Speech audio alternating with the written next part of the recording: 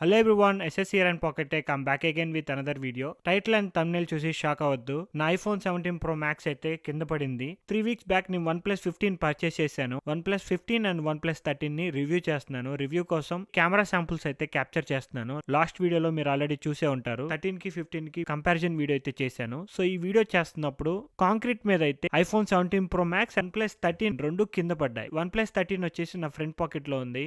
OnePlus 15 వచ్చేసి back pocket లో ఉంది. బ్యాక్ పాకెట్ లో ఉండటం వల్ల OnePlus 15 కి అయితే ఏం కాలేదు. బట్ OnePlus 13 వచ్చేసి నా ఫ్రంట్ పాకెట్ లో ఉంది, లెఫ్ట్ సైడ్ లో. సో దీని మీద అయితే స్క్రాచెస్ పడ్డాయి. ఇక్కడ చూస్తున్నారు కదా, ఈ కెమెరా ఐలాండ్ మొత్తం, ఈ సైడ్స్ మొత్తం పగిలిపోయింది. అండ్ ఆల్సో ఇది బ్లూ కలర్ కాబట్టి ఇది గ్లాస్ ఫినిష్ తో రాదు, లెదర్ ఫినిష్ తో వస్తుంది. ఇక్కడ పైన చూస్తున్నారు కదా, ప్యాచ్ లాగా ఊడిపోయింది. ఇది లెదర్ తో వచ్చింది కాబట్టి పైన లెదర్ ఫినిష్ అనేది టేర్ ఆఫ్ అయిపోయింది. ఐఫోన్ 17 Pro Max వచ్చేసి హ్యాండ్ లో ఉంది. సో హ్యాండ్ లో నుంచి స్లిప్ అయి కింద పడిపోయింది. ఫ్రంట్ సైడ్ మొత్తం ఇక్కడ పైన కింద కొంచెం పగిలిపోయి ఉంది. సో ఐఫోన్ 17 Pro Max వచ్చేసి మనకి అల్యూమినియం ఫ్రేమ్ తో వస్తుంది. Front side ceramic shield 2 support తో వస్తుంది. ప్రీవియస్ గా పాకెట్ టెక్ ఛానల్లో మనం డ్రాప్ టెస్ట్ అయితే చేసాము, కానీ ఈ ఫోన్ వచ్చేసి మనకి stainless steel phone. So stainless steel phone చూస్తున్నారు కదా, 10 feet, 5 feet, 11 feet వరకు డ్రాప్ టెస్ట్ చేసాం కాంక్రీట్ మీద. ఈ వీడియో మీరు మిస్ అయ్యి ఉంటే కింద కామెంట్ సెక్షన్ లో ఉంటుంది, ఒకసారి చెక్ చేయండి. ఇక్కడ ఫోన్ చూడొచ్చు, సైడ్స్ మాత్రం ఐఫోన్ వాళ్ళు ప్రీవియస్లీ స్టెయిన్లెస్ స్టీల్ ని యూస్ చేశారు. సో ఈ స్టెయిన్లెస్ స్టీల్ చూడొచ్చు, 10 feet మనం సైడ్ యాంగిల్ లో డ్రాప్ చేసినా గానీ స్టెయిన్లెస్ స్టీల్ మీద పెద్ద ఇంపాక్ట్ ఏం పడలేదు. Very durable. బ్యాక్ సైడ్ మాత్రం జస్ట్ గ్లాస్ ఫినిష్ ఉంటుంది, అందుకనే ఫస్ట్ డ్రాప్ లోనే పగిలిపోయింది. ఫ్రంట్ సైడ్ వచ్చేసి మనకి సెరామిక్ షీల్డ్ 1 ప్రొటెక్షన్ ఉండేది. సో ఫ్రంట్ సైడ్ చూస్తున్నారు కదా, ఫ్రంట్ సైడ్ కూడా మనకి పెద్ద డ్యామేజ్ అయితే ఏమీ జరగలేదు. సో ఐఫోన్ లో మనకి మోస్ట్ వీకెస్ట్ పార్ట్ ఏంటి అంటే బ్యాక్ సైడ్ అనమాట.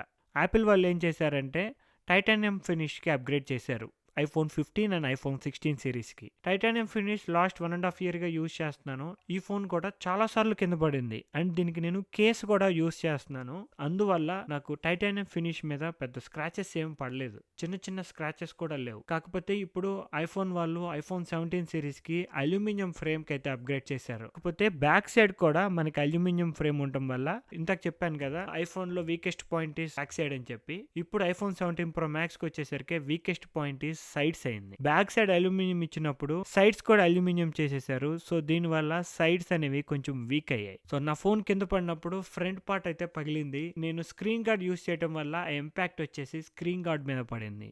ఇది just 6 inches డ్రాపే.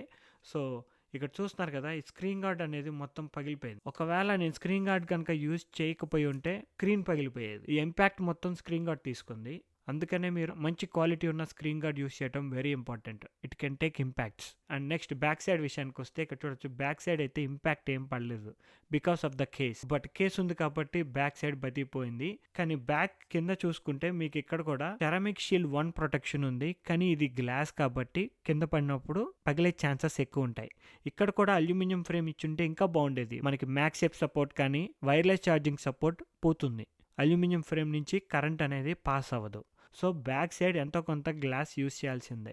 Stainless steel and titanium కాకుండా అల్యూమినియం ఫ్రేమ్ ఇచ్చారు. సో దీనివల్ల for the first time iPhone 17 Pro Max use చేస్తున్నప్పుడు నా ఫోన్కి అయితే చిన్న చిన్న డెంట్స్ అయితే పడ్డాయి. కేస్ ఉంది కాబట్టి ఇది చిన్న డెంట్. ఇక్కడ చూడొచ్చు, ఇక్కడ కూడా ఇంపాక్ట్ అనేది నా కేస్ తీసుకుంది. కేస్ మీద ఇంపాక్ట్ పడినా కానీ అల్యూమినియం ఫ్రేమ్ మీద పెద్ద సొట్ట ఉంది. ఇదే టైటానియం కానీ స్టెయిన్లెస్ స్టీల్ కానీ యూజ్ చేస్తుంటే ఈ సొట్ట కూడా పడేది కాదు. ఇక్కడ డ్యామేజ్ చూడొచ్చు, అల్యూమినియం ఫ్రేమ్ మీద స్క్రాచెస్ పట్టమే కాకుండా స్క్రీన్ మొత్తం కొంచెం కట్ అయిపోయింది. సో ఇలా ఉండాల్సిన ఫోను ఈ కార్నర్లో ఇలా అయిపోయింది అనమాట. మీలో ఎవరైనా సరే iPhone 17 Pro and 17 Pro Max use చేస్తుంటే మీరు powerful case and powerful screen guard use చేసుకోవడం బెటర్. లాస్ట్ 1.5 year గా ఐఫోన్ 16 Pro Max కూడా యూస్ చేశాను. దీనికి కూడా కేస్ యూస్ చేస్తాను, కానీ రెగ్యులర్ గా నాకైతే ఫోన్ చేతిలో నుంచి స్లిప్ అయ్యి కింద పడుతూ ఉంటుంది. ఐఫోన్ 16 Pro Max కూడా చాలా సార్లు కింద పడింది, కానీ నాకు ఎప్పుడు దీని మీద చిన్న చిన్న స్క్రాచెస్, చిన్న చిన్న డెంట్స్ అయితే పడలేదు. ఇక్కడ స్క్రీన్ మీద చూస్తున్నారు కదా, చిన్న డెంట్ కూడా లేదు. ఐఫోన్ 17 Pro Max మాత్రం ఫస్ట్ కింద పడంగానే చిన్న డెంట్ అయితే పడింది.